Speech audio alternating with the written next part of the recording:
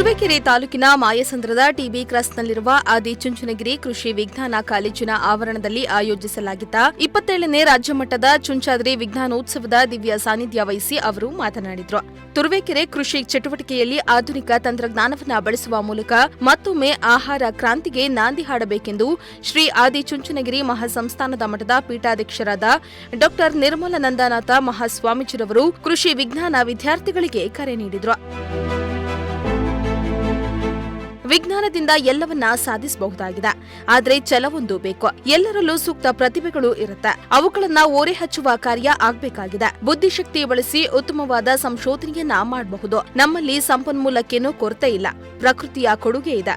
ಸಮಾಜದ ಒಳಿತಿಗಾಗಿ ಬೇಕಾಗುವ ಸವಲತ್ತುಗಳನ್ನ ಆವಿಷ್ಕಾರ ಮಾಡುವ ಮೂಲಕ ಜಗತ್ತಿಗೆ ತಮ್ಮದೇ ಆದ ಕೊಡುಗೆಗಳನ್ನ ವಿದ್ಯಾರ್ಥಿಗಳು ನೀಡಬೇಕು ಎಂದಿದ್ದಾರೆ.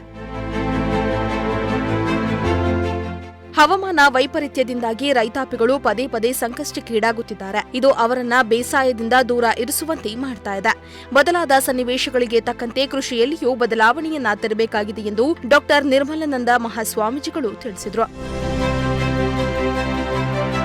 ಇನ್ನು ಈ ಕಾರ್ಯಕ್ರಮಕ್ಕೂ ಮುನ್ನ ಬಿಜಿಎಸ್ ಸಭಾಭವನದಲ್ಲಿ ಆದಿಚುಂಚನಗಿರಿ ಮಹಾಸಂಸ್ಥಾನದ ಆಶ್ರಯದಲ್ಲಿ ನಡೀತಾ ಇರುವ ಶಿಕ್ಷಣ ಸಂಸ್ಥೆಗಳ ರಾಜ್ಯಮಟ್ಟದ ಚೆಸ್ ಪಂದ್ಯಾವಳಿಯನ್ನ ಡಾ ನಿರ್ಮಲಾನಂದ ಮಹಾಸ್ವಾಮೀಜಿಗಳು ಹಾಗೂ ಮಠದ ಪ್ರಧಾನ ಕಾರ್ಯದರ್ಶಿಗಳಾದ ಪ್ರಸನ್ನನಾಥ ಸ್ವಾಮೀಜಿರವರು ಸ್ವತಃ ಚೆಸ್ ಆಡುವ ಮೂಲಕ ಉದ್ಘಾಟಿಸಿದರು. ಕೆಲ ಹೊತ್ತು ಚೆಸ್ ಆಡಿದ ನಿರ್ಮಲಾನಂದನಾಥ ಮಹಾಸ್ವಾಮೀಜಿರವರು ಪ್ರಸನ್ನನಾಥ ಸ್ವಾಮೀಜಿರವರಿಗೆ ಸೋಲಿನ ರುಚಿ ತೋರಿಸಿ ತಮ್ಮ ಚಾಣಕ್ಷತನವನ್ನ ತೋರಿದ್ರು.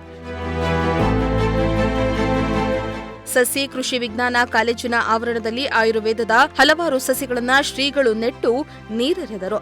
ಇದೇ ಸಂದರ್ಭದಲ್ಲಿ ಮಠದ ಪ್ರಧಾನ ಕಾರ್ಯದರ್ಶಿ ಪ್ರಸನ್ನನಾಥ ಸ್ವಾಮೀಜಿ, ಶ್ರೀ ಕ್ಷೇತ್ರ ಆದಿಚುಂಚನಗಿರಿ ಶಿಕ್ಷಣ ಟ್ರಸ್ಟ್ನ ಆಡಳಿತಾಧಿಕಾರಿ ಡಾ ಎಟಿ ಶಿವರಾಮು, ಕೃಷಿ ವಿಶ್ವವಿದ್ಯಾನಿಲಯದ ಕುಲಪತಿ ಡಾ ಎಸ್ವಿ ಸುರೇಶ್, ಜಿಲ್ಲಾ ಶಿಕ್ಷಣ ಇಲಾಖಾ ಉಪನಿರ್ದೇಶಕ ಮನಮೋಹನ್, ಕೃಷಿ ವಿಜ್ಞಾನ ಕಾಲೇಜಿನ ಡಾ ಶಿವಲಿಂಗೇಗೌಡ, ಚುಂಚನಗಿರಿ ಮಠದ ಸಿಇಒ ಎನ್ಎಸ್ ರಾಮೇಗೌಡ ಸೇರಿದಂತೆ ಇನ್ನೂ ಹಲವರು ಉಪಸ್ಥಿತರಿದ್ದರು.